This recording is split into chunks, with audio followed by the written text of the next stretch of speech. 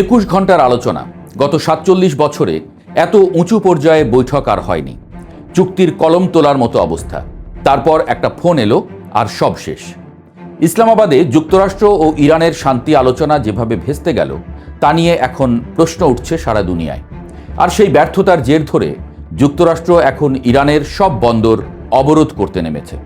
মিত্রদের পিছিয়ে যাওয়া, কূটনীতির টেবিল ভাঙা, একটার পর একটা ঘটনায় এই যুদ্ধ এখন এক নতুন মোড়ে এসে দাঁড়িয়েছে।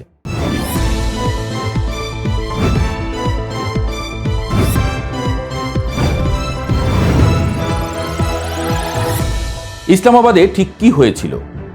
পাকিস্তানের মধ্যস্থতায় গত শনিবার ইসলামাবাদে বৈঠকে বসেছিলেন তেহরান এবং ওয়াশিংটনের প্রতিনিধিরা।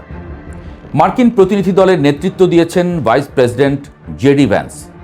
যুদ্ধ শুরুর পর দুই দেশের মধ্যে এটাই ছিল সবচেয়ে বড় এবং সবচেয়ে আশাবাদী কূটনৈতিক উদ্যোগ। দুই পক্ষই এসেছিল কিছু একটা করার সদিচ্ছা নিয়ে। অন্তত ইরানের দাবি সেটাই। ইরানের পররাষ্ট্রমন্ত্রী আব্বাস আরাগচি জানিয়েছেন, গত 47 বছরের মধ্যে সর্বোচ্চ পর্যায়ের এই আলোচনায় ইরান আন্তরিকভাবে অংশ নিয়েছিল এবং ইসলামাবাদ সমঝোতা স্মারক স্বাক্ষরের একেবারে কাছাকাছি পৌঁছেও তারা বাধার মুখে পড়ে। অর্থাৎ চুক্তির নামটুকু পর্যন্ত ঠিক হয়ে গিয়েছিল, কিন্তু কালি শুকোনোর আগেই সব উল্টে গেল। তাহলে শেষ মুহূর্তে কি হলো? আরাগচির দাবি, বৈঠক চলার মাঝেই ভাইস প্রেসিডেন্ট ভ্যান্সের কাছে একটি ফোন আসে ইসরায়েলের প্রধানমন্ত্রী বেনিয়ামিন নেতানিয়াহুর। আরাগচির ভাষায়, সেই ফোন কলের পর আলোচনার মনোযোগ যুক্তরাষ্ট্র এবং ইরানের ওপর থেকে সরে গিয়ে ইসরায়েলের স্বার্থের দিকে চলে যায়। এটি যদি সত্যি হয় তাহলে প্রশ্ন ওঠে, শান্তি চুক্তিতে সবচেয়ে বড় বাধাটা আসলে কোথা থেকে আসছিল? যুক্তরাষ্ট্রের নিজের অনিচ্ছা থেকে নাকি তৃতীয় একটি পক্ষের চাপ থেকে?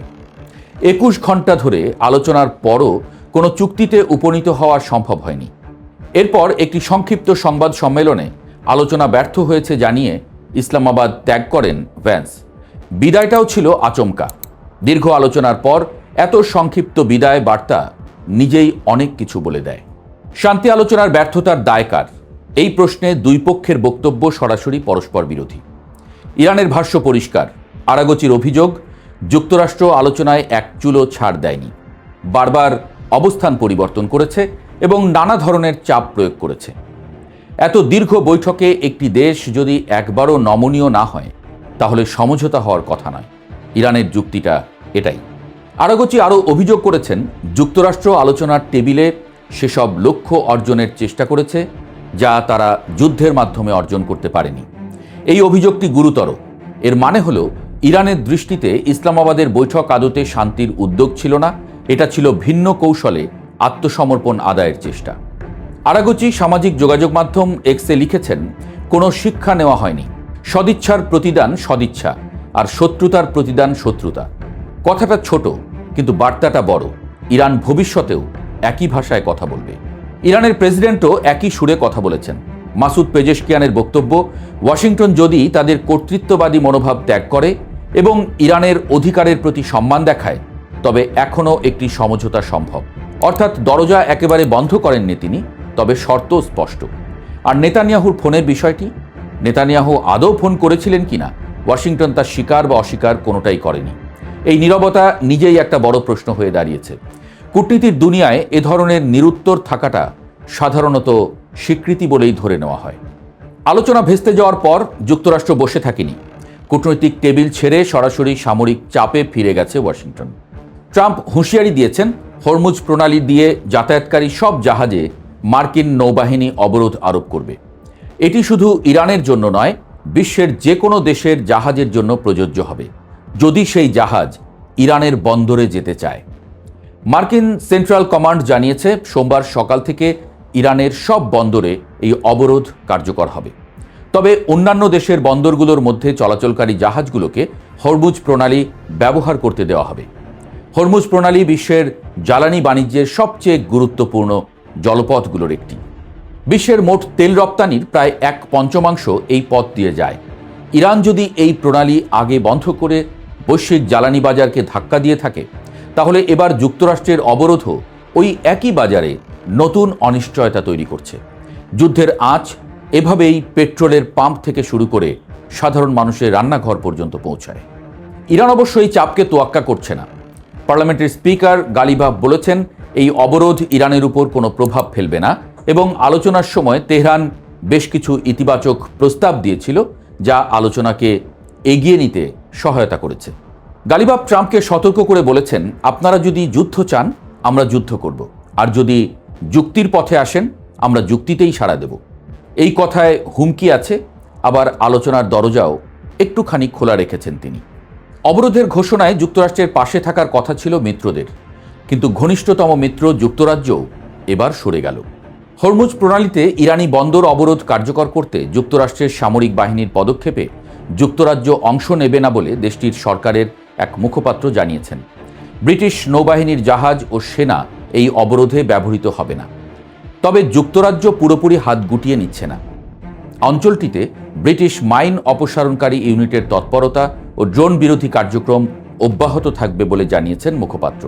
অর্থাৎ সম্পর্ক পুরোপুরি ছেদ নয়, একটি সুচিন্তিত দূরত্ব বজায় রাখছে লন্ডন। যুক্তরাজ্যের এই অবস্থানের পেছনে একটি বাস্তব হিসাব আছে। মুখপাত্র জানিয়েছেন, নৌ চলাচলের স্বাধীনতা ও হরমুজ প্রণালী খোলা রাখার নীতি, বৈশ্বিক অর্থনীতি সহ যুক্তরাজ্যের মানুষের জীবনযাত্রার ব্যয় নিয়ন্ত্রণের জন্য অত্যন্ত জরুরি। সহজ কথায়, প্রণালী বন্ধ থাকলে ব্রিটিশ জনগণের পকেটেও টান পড়বে। সেই চাপ সামলানো লন্ডনের পক্ষে কঠিন। এর আগে ফ্রান্সও জানিয়ে দিয়েছিল, হরমুজের অভিযান পরিচালনার জন্য ন্যাটোকে ব্যবহার করা সম্ভব নয় এবং এটা আন্তর্জাতিক আইনের লঙ্ঘন হবে। এক এক করে সব মিত্ররা সরে যাওয়া ট্রাম্পের জন্য কূটনৈতিকভাবে একটা বড় ধাক্কা। যুদ্ধ করতে চাইলে কাঁধে কাঁধ মেলানো সঙ্গী দরকার হয়, সেটা ক্রমশ কমে আসছে। ইসলামাবাদের আলোচনা ব্যর্থ হওয়া এবং নতুন করে অবরোধ ঘোষণা, এই দুটি ঘটনা একসঙ্গে দেখলে স্পষ্ট কূটনৈতিক সমাধান আপাতত আরও দূরে সরে গেছে। ইসলামাবাদের শান্তি আলোচনা ব্যর্থ হওয়া যুক্তরাষ্ট্র ও ইরানের মধ্যে চলমান 2 সপ্তাহের যুদ্ধবিরতিকেও চাপে ফেলেছে। যুদ্ধবিরতি মানেই চুক্তির পথে যাওয়া, কিন্তু চুক্তি না হলে যুদ্ধবিরতিও টেকে না। সেই চক্রেই আটকে আছে পরিস্থিতি। এই চাপের মাঝেও ইরান পেছনে হাঁটেনি। ইরানের অবস্থান হলো আলোচনায় রাজি, তবে নতি স্বীকার করতে নয়। যুক্তরাষ্ট্রের অবস্থান হলো চাপ বাড়াতে রাজি, তবে ছাড় দিতে নয়। এই দুটি অবস্থান যতক্ষণ না বদলাচ্ছে ততক্ষণ সত্যিকারের সমঝোতা সম্ভব নয়। সামনের দিনগুলোতে 3টি জিনিসের দিকে নজর রাখতে হবে: চলমান যুদ্ধবিরতির ভবিষ্যৎ, হরমুজ অবরোধের বাস্তব প্রভাব, আর মিত্রদের এই ক্রমবর্ধমান দূরত্ব ওয়াশিংটন কিভাবে সামলায়। ইসলামাবাদে যে আশার আলো জ্বলেছিল সেটা 21 ঘন্টায় নিভে গেছে। পরের বৈঠক কোথায়, কখন আর আদৌ হবে কিনা, সেটাই এখন সবচেয়ে বড় প্রশ্ন।